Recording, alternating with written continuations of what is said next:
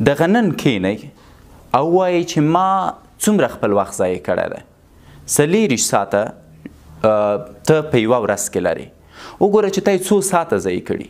زه مې اکثرا خپلو ملګرو ته وایم چې تا د نن خپله ورځ څومره ضایع کړي. مثلا یو ملګری مې راته وایي چې ما نن یو چا سره په واتساپ کې په مسج کولو 1 ساعت وخت ضایع کړی او د دې مسج کولو نه ماته هیڅ ګټه نشته. زه ورته وایم چې خیر سمه ده، ته دا 1 ساعت راواخله ضرب یې که خپل عمر کې. مثلا ته 20 کلن یې، پس 20 کاله اول ضرب که په 360 ورځو، بیا 360 ورځې ضرب که د 60 دقیقو.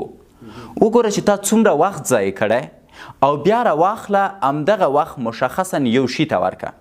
مثلا ووایه چې همدومره وخت چې ما ضایع کړی که ما تجارتي کتابونه لوستي وه زه به نن چیرته وم.